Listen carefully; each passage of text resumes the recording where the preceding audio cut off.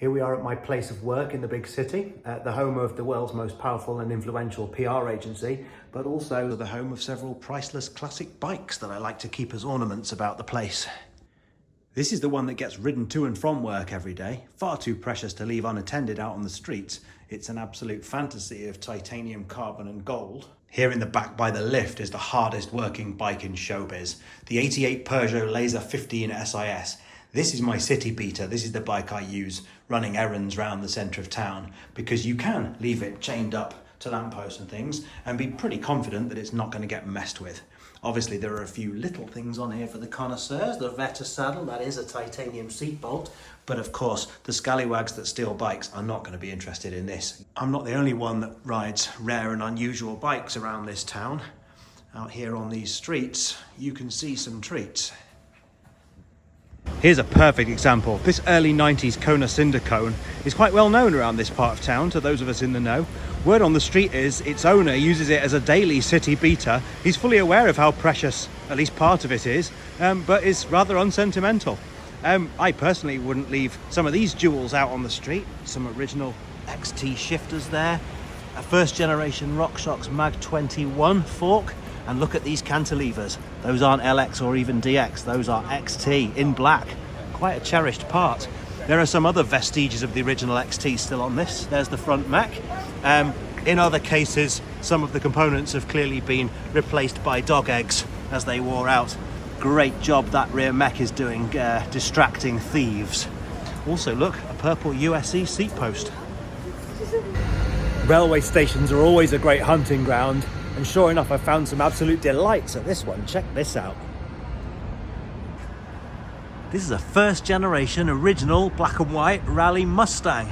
This is even more basic and low spec than my gas pipe Perso, and therefore all the more worthy of respect. Of course, if you were posh back in the late 80s, early 90s, you might have had a rally Mirage instead. This one's got about half the original bits left on it.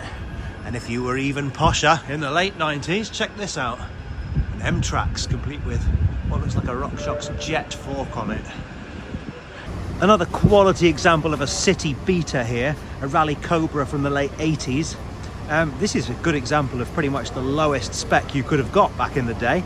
Everything made out of super heavyweight, high tensile steel. But what's testament to the quality of this bike is that it's still pretty much 100% original and intact and in use. So although we kids reading MBUK in the late 80s would have laughed at this bike, who's laughing now? This spot here kills me, because this is the spot where years ago I photographed an almost 90% complete 88 Ridgeback 603. I wish I'd got video footage of it. I wish I'd left a note for the owner, but sadly that didn't happen. Now, of course, regular viewers will know why the 602 from the same year is the most important bike I'll ever own.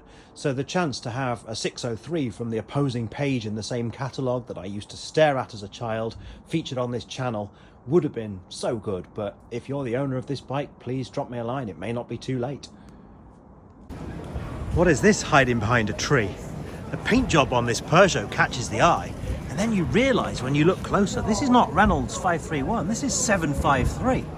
Look closer and you see Mavic components, a lovely Mavic stem, and don't tell me.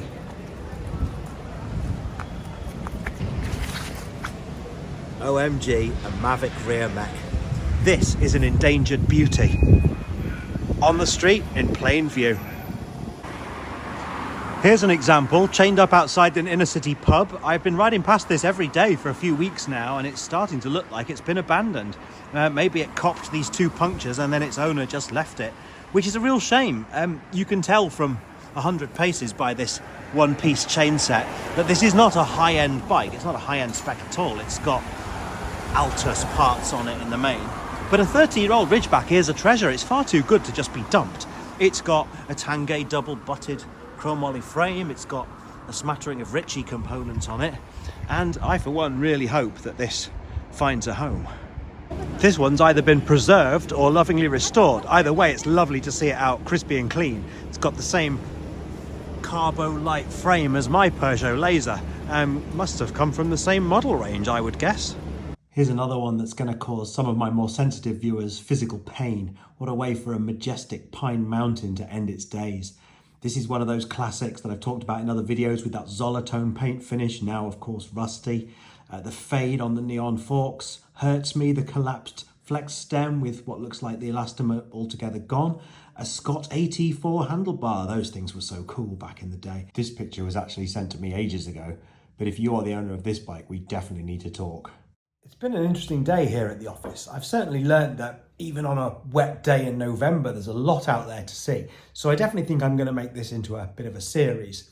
I'm not going to share locations because obviously, well, we connoisseurs like to respect bikes from a distance. We must protect them from unwanted attention. Anyway, I'd love to do some more street spotting. So if you're the owner of any of these bikes, I'd love to hear from you. If you've got any other recommendations, of course, respecting the secrecy of location, please let me know. And as always, please like, comment and subscribe, and I will see you on the next one. Thanks for watching.